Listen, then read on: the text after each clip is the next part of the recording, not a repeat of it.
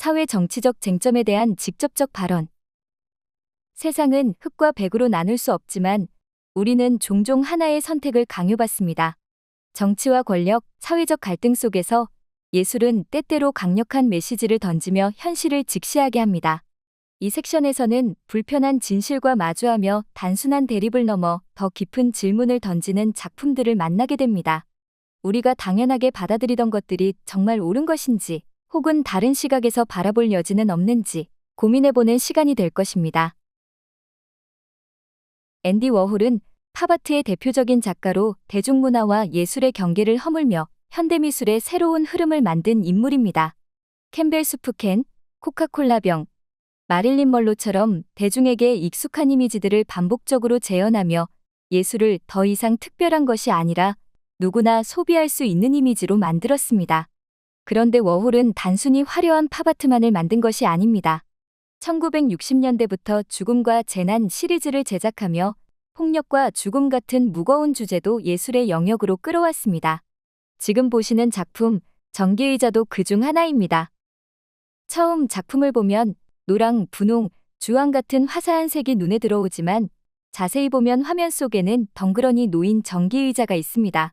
색채가 주는 경쾌한 인상과 대비되며 우리는 점점 이 의자가 가진 의미를 떠올리게 되죠.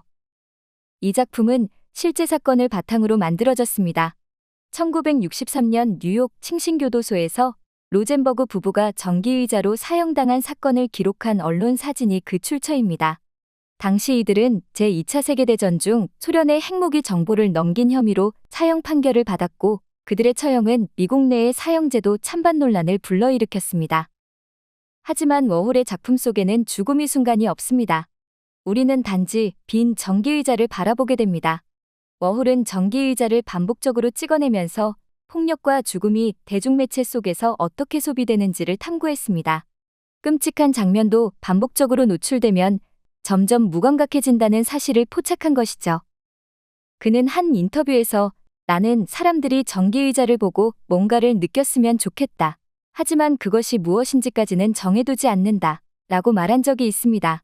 전기의자는 국가가 법의 이름으로 행사하는 폭력을 상징하면서도 우리가 이를 어떻게 받아들이는지에 대한 질문을 던지는 작품입니다. 그러나 이 작품이 던지는 질문은 단순히 사형제도에 대한 찬반을 넘어섭니다. 우리는 폭력과 죽음을 어떤 시선으로 바라보고 있을까요? 뉴스와 미디어를 통해 반복적으로 접하며 점점 더 무감각해지고 있지는 않을까요? 워홀의 전기의자는 화려한 색채 뒤에 대중문화 속에서 희미해지는 죽음과 폭력의 의미를 되새기게 하는 작품입니다.